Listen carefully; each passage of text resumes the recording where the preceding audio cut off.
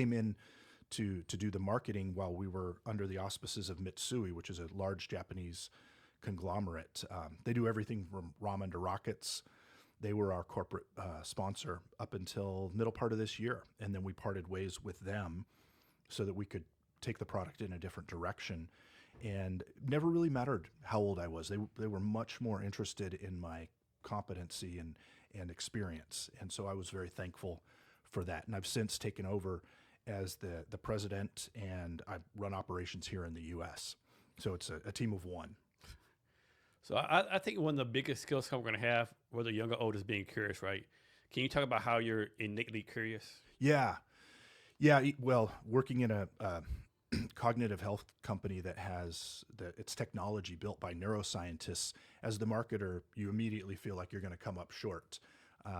But it's such a fascinating line of work. And I think we're all understand to a certain degree that cognitive health is something we need to get a better grip on, take the initiative with, and protect.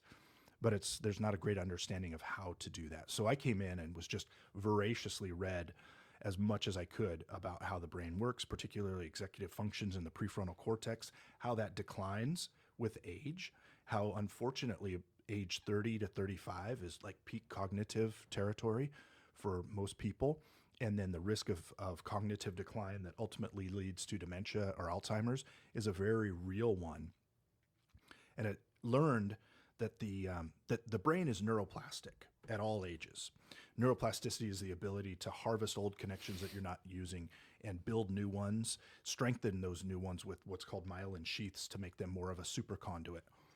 All of that requires exercise, requires stimulus. It's the same way that you exercise your body. You exercise your body, you improve your physique, your heart, your lungs, your muscles all respond, and you get an immediate physical response. That's the point where the brain is different. You don't get a response. So you could do two different exercises, and one could really test your mental acuity, and the other one could be something that's not very difficult, and you won't necessarily know that without something like the sensor that we have.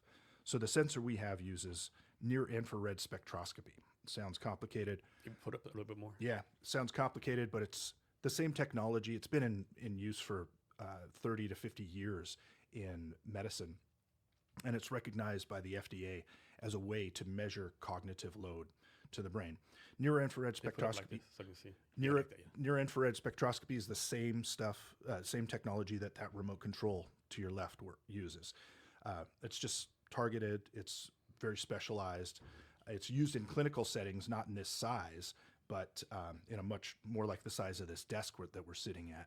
And it requires a specialist. It's $200,000. It's much more sophisticated, but you can get a simple sensor like this that costs under $300, put it on your forehead, and it'll tell you what the activity in your brain is at any given moment, regardless of what it is you're doing.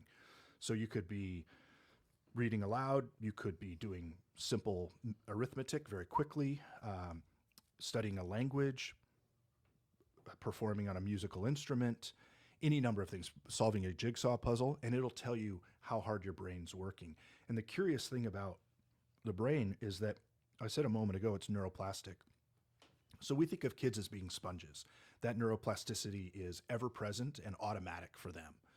They just soak everything in, and they're constantly creating new neurological connections.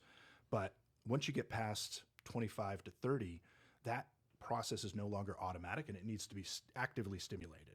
You need to actually go do something. Much like the way that we can be in great shape when we're 20, when we turn 50, you actually have to work at it, right? That 20-year-old physique doesn't require much maintenance. 50-year-old, totally different story.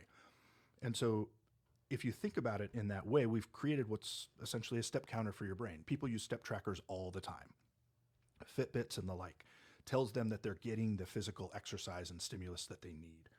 Same thing with Thinky, but that feedback mechanism is necessary because you need to be able to distinguish between something that's too easy of an activity for you and something that's really truly about 30% cognitive load or better. And it'll tell you in real time, and you only have to use Thinky about 15 minutes a day every other day. So it's an hour a week. It's not like it's an onerous process where you have to pack a change of clothes and go to the gym and take a shower. It's nowhere near as complicated as that. You just wear the sensor, get the stimulus of your choice, do that for 10 or 15 minutes, and you're done.